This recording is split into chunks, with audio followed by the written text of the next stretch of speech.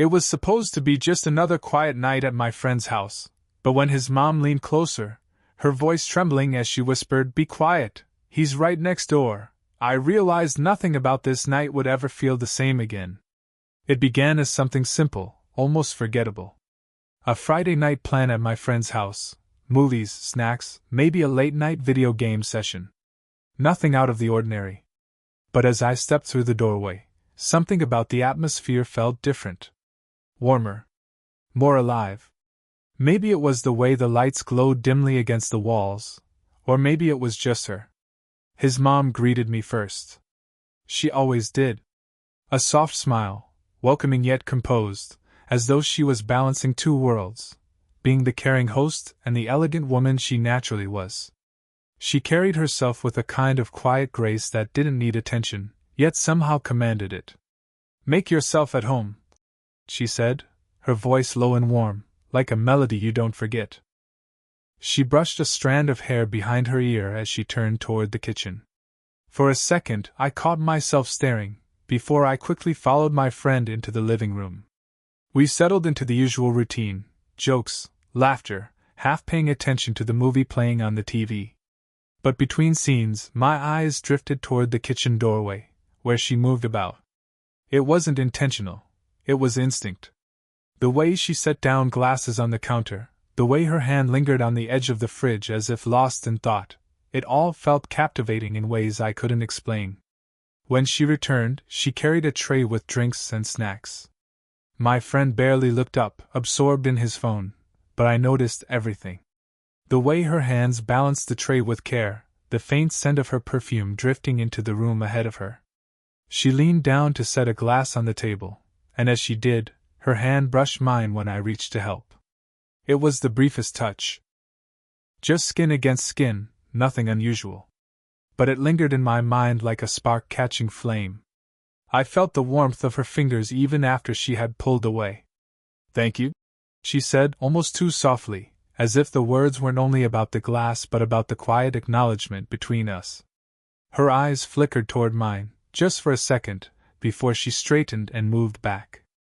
I tried to shake it off, to lose myself in the movie again, but my heart beat with a rhythm that felt louder than the dialogue on screen. I laughed at the right moments, nodded when my friend spoke, but part of me was caught in that touch, in that glance. It was nothing. It had to be nothing. She was his mom. A presence I had known for years. Yet somehow, tonight, the air felt different. He didn't notice, of course. Why would he? For him, it was just another ordinary evening. But for me, a quiet realization had begun to stir, that maybe this night would be remembered for more than just the movie we half-watched. The night stretched on, the movie long forgotten as my friend drifted into half-sleep on the couch. His head lolled back against the cushion, soft snores filling the quiet living room. I chuckled under my breath, nudging him once, but he didn't stir. "You should let him sleep," a voice said gently. I turned. His mom stood at the edge of the room, her arms folded lightly, the dim lamp casting a soft glow across her face. She looked more relaxed now, her hair a little looser, her expression touched with something tender as she watched her son. "He's always like this," she added with a small smile. "Never makes it through the night." I laughed quietly. "Some things never change." Her eyes shifted to me then, thoughtful. "It's late. You shouldn't drive back this hour. Stay. I'll get you a blanket." There was no room for protest in her tone, yet it wasn't stern. It was caring, the way she said it, firm, but wrapped in warmth. I nodded, settling back against the couch. "Thanks. I appreciate it." She disappeared down the hallway, and for a moment I stared at the ceiling, wondering why my chest felt tight, why the air seemed thicker tonight. When she returned, she carried a folded blanket draped over her arms. She leaned down to hand it to me, and in that closeness, I felt the faint brush of her sleeve against mine. Her hands moved carefully, unfolding the blanket across my shoulders. "Here," she murmured. Her voice was so soft I almost missed it, as if the quiet of the house demanded gentleness. The blanket was warm, But what struck me most was the fleeting contact of her fingers brushing the side of my neck as she adjusted it. The touch was accidental, no more than a moment, yet it sent an involuntary shiver through me. Her fingertips were warm, delicate, and the sensation lingered like a whisper against my skin. I caught her eyes then, just briefly. There was nothing explicit in them, only kindness, maybe a hint of concern. But something in me felt unsteady under that gaze, like I was seeing her differently for the first time. "You're a good friend to him," she said, almost in a sigh. "It's nice, the way you look out for each other." Her words caught me off guard. I opened my mouth, but nothing came out. Instead, I simply nodded, pulling the blanket tighter around me, more to steady myself than for warmth. She gave me one last small smile, then turned to leave the room, her steps light against the hardwood floor. I should have closed my eyes then, let the weight of the day pull me into sleep. But instead, I sat awake for a long while, my senses alive with the memory of her hand against my neck, the soft tone of her voice in the quiet room. It was such a small thing, a blanket, a touch, a glance. But sometimes the smallest things leave the deepest marks. Sleep didn't come easily. My friend snored softly on the couch beside me, the blanket rising and falling with his steady breathing, but my mind was restless.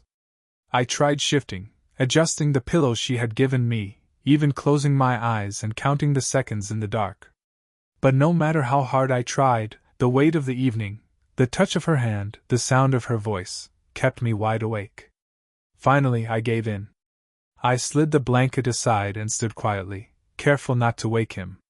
The house felt different at night, still, almost reverent. The kind of silence that made every step echo a little louder.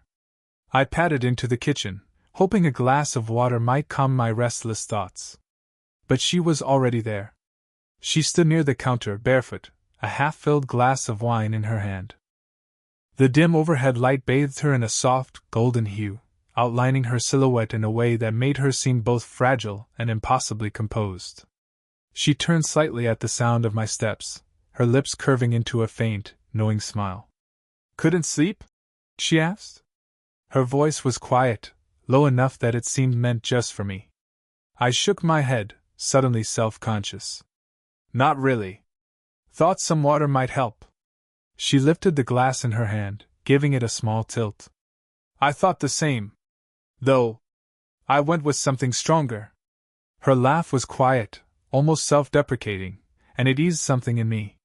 She stepped toward the cupboard, pulled out another glass, and filled it with water from the jug. When she passed it to me, her fingers lingered just a moment against mine. That small pause carried more weight than it should have. I took a sip, grateful for something to hold, and leaned lightly against the counter opposite hers. "You're still awake," I said, more to fill the silence than anything. She shrugged, staring into her glass. "It's hard sometimes. When the house finally gets quiet. That's when you notice how empty it feels." Her words struck something deep. She hadn't said them with drama or bitterness, just honesty. I found myself watching her, noticing how her shoulders eased the more she spoke, as though she was unburdening herself in the stillness of the night. "I guess I never thought about that," I said softly. "You always seem steady. Like nothing phases you." She gave me a small, tired smile. "Everyone has cracks, you know. I just hide mine well." For a moment neither of us spoke.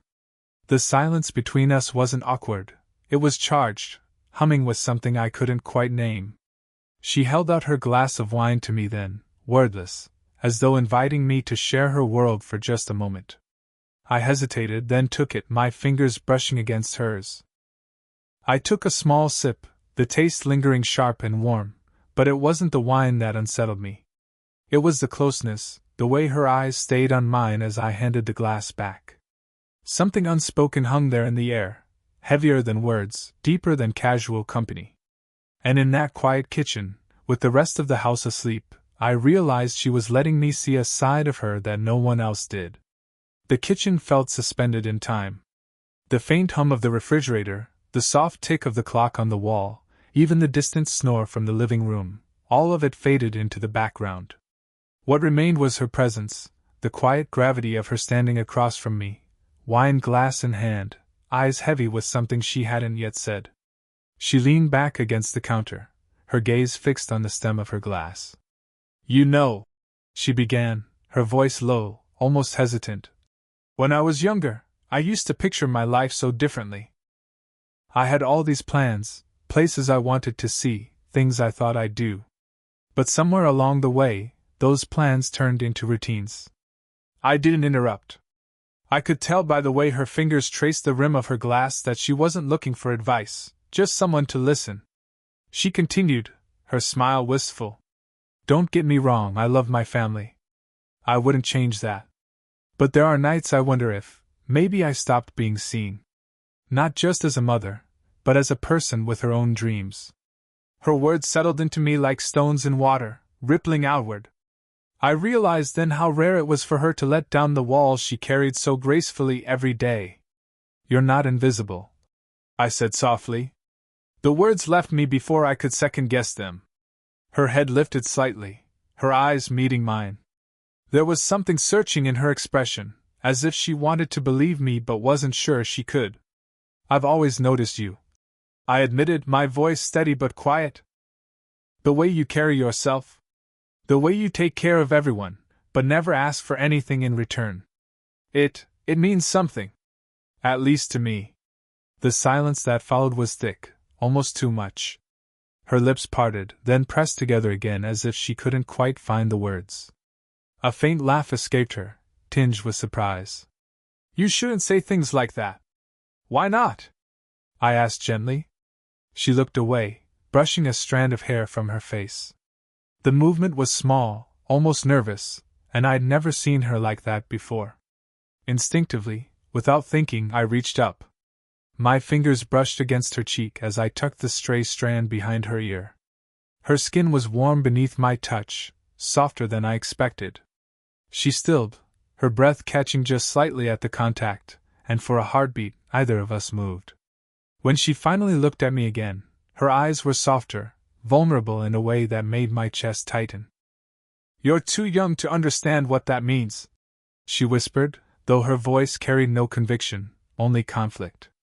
"Maybe," I admitted. "But I know what I feel when I look at you." Her eyes searched mine for a long, quiet moment. Then she lowered her gaze, setting her glass down with deliberate care. "This is dangerous," she murmured, though she didn't step away. And in that fragile pause, with her so close, I felt the unspoken truth between us grow heavier than any words we could have said. The air between us was taut, humming with something fragile and forbidden. I could feel it in the way she didn't move away after my hand brushed her cheek, in the way her breathing slowed but deepened, as though she was trying to steady herself. A sound from the hallway suddenly cut through the moment, the faint creak of floorboards shifting, the house groaning as if to remind us that we weren't alone. My friend was still asleep just a room away. The reminder struck hard, pulling us both back to the reality of where we were. She leaned closer, so close I could feel the warmth of her breath on my shoulder. Her hand came up lightly, resting against my forearm. The weight of her touch was barely there, but it anchored me completely. Her lips brushed near my ear as she whispered, "Be quiet, he's right next door."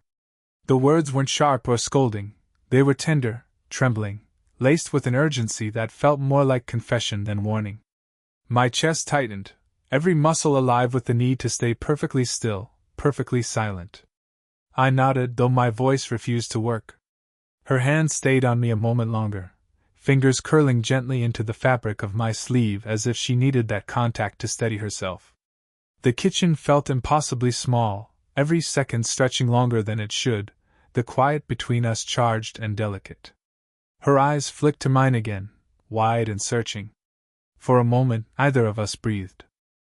Her lips parted slightly, not for words but as if something heavier lingered there, something unspoken, something she wasn't ready to release. I swallowed hard, my pulse drumming in my ears. I wanted to tell her that I understood, that she wasn't alone in this storm of hesitation and longing. But even if I had found the words, speaking them aloud would have shattered the fragile spell that held us in place. So instead, I let my hand turn slightly under hers, letting our palms press together, still, warm, and trembling. It was the smallest gesture, but it felt like a promise, a silent answer to the whisper she had breathed against my ear. She drew in a shaky breath, her eyes falling closed for just a second. I could see the conflict written in her face, the battle between what she felt and what she knew was right. And yet she didn't let go. The refrigerator hummed quietly. The clock ticked on. My friend's soft breathing carried faintly from the other room, a reminder of the invisible line neither of us dared to cross. Finally, she opened her eyes again, pulling her hand back slowly as though it cost her something. "This can't happen," she murmured, but her voice betrayed her, soft, uncertain, a plea more than a decision. I nodded, not trusting myself to speak, because in that moment I knew the truth. Whether it happened or not, something had already changed between us. The kitchen had fallen into a silence so deep it felt almost sacred. I could hear the steady hum of the refrigerator, the soft ticking of the clock, and, somewhere distant, the faint rhythm of my friend's breathing from the other room. Everything else seemed suspended, as though the world outside no longer existed. She sat down first, pulling out a chair at the small table near the window. Her movements were graceful but weighed with something heavy, an unspoken conflict she carried quietly. After a pause, I followed, lowering myself into the chair beside her. Neither of us spoke. The stillness stretched, but it wasn't empty. It was alive, charged with the echo of every glance, every touch, every word we hadn't dared to say aloud. She folded her hands in her lap, then opened them again, restless. Finally, she let them rest on the table, her fingertips brushing against the wood as if searching for steadiness. I sat close enough that I could feel the faint warmth radiating from her, close enough that the air itself seemed charged where it bridged the space between us. I wanted to reach out. I wanted to say something, anything, to ease the tension pressing in on us. But the words caught in my throat, too fragile to risk. Then, almost timidly, her hand drifted across the table, inch by inch, until it found mine. She didn't grab it or hold tightly. She simply rested her palm against the back of my hand, her fingers curling slightly, like the beginnings of a question she wasn't sure she should ask. I turned my hand over slowly, letting our palms meet skin against skin. The warmth was startling in its simplicity, as though the entire night had led us here, to this single quiet gesture. Her eyes were closed now, her lashes casting faint shadows on her cheeks. I could see the rise and fall of her chest, deeper and slower, as though she was letting herself breathe for the first time all evening. The faint pressure of her hand in mine carried more meaning than any kiss could have. It was careful, trembling, but full of something unspoken. I sat there, unmoving, afraid that even the smallest shift would break the fragile magic holding us together. My thumb traced the faintest circle against her palm, a silent reassurance that I understood, that I wasn't going anywhere. She opened her eyes then, and when her gaze found mine, it was raw and unguarded. No walls, no careful composure, just a quiet storm of emotions she had tried to bury for too long. But she didn't speak. Neither did I.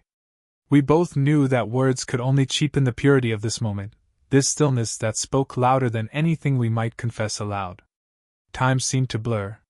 Seconds felt like minutes, minutes like hours. The world beyond that kitchen faded, leaving only the warmth of her hand, the steady pull of her presence, and the silence that bound us. Eventually, the spell began to fade, not because the feelings between us dimmed, but because reality pressed back in. The quiet house, the steady tick of the clock, the reminder that her son was asleep only a few feet away, all of it whispered that this moment could not last forever. She drew in a long, steady breath, then slowly, carefully, slipped her hand from mine. The absence of her touch felt colder than I expected, though she didn't move away completely. Her gaze lingered on me, full of things unsaid. "You should get some rest," she said softly. Her voice carried no command, only weariness, as though she were reminding herself just as much as me. I nodded, not trusting myself to speak. My chest was tight, filled with emotions that felt too large for the small kitchen. I wanted to tell her that she wasn't invisible, that I'd carry this night with me no matter what happened. But the words stuck, too fragile to release. We rose almost at the same time, our chairs scraping softly against the floor. She walked me back toward the living room, her steps measured, careful, as if afraid each one might break the delicate balance we'd held on to all night. At the edge of the couch, I paused. The blanket still lay crumpled where I'd left it. My friend stirred faintly in his sleep but didn't wake. "Good night," I whispered. She gave me a faint smile, tired but tender. "Good night." For a moment I thought she might leave it at that, turn and disappear into the hallway. But then she reached out, her hand brushing lightly against my collar. She straightened it, her fingers grazing my jawline in a touch so fleeting it might have been imagined. Yet it wasn't. The warmth of her skin lingered long after she let go. "Sleep well," she murmured, her eyes holding mine for one last, lingering second. Then she turned, retreating down the hall until her figure vanished into the quiet shadows of the house. I sank back onto the couch, pulling the blanket over me again, though it did little to calm the storm inside me. My heart still raced, my skin still burned with the memory of her hand, her voice, her closeness. The night replayed in my mind in fragments. The brush of fingers, the soft weight of her palm against mine, the whispered warning by my ear. Sleep eventually claimed me, though rest did not. By the time morning light filtered through the curtains, everything had shifted. My friend yawned and stretched as though nothing unusual had happened. And in many ways, nothing had. No line had been crossed. No words of love had been spoken. Yet everything between his mother and me was different now. When I stood to leave, she walked me to the door. In daylight, she was composed again, the walls carefully rebuilt. But her eyes, they told a different story. "Take care," she said simply, her voice steady but warm. "You too," I replied, my throat dry. She gave me one last look, subtle, soft, filled with quiet meaning, and then the door closed gently behind me. As I walked away, I knew the world hadn't changed. But I had. Because sometimes, the most powerful moments are the ones that never fully happen, yet live forever in the silence, in the pauses, in the weight of what almost was.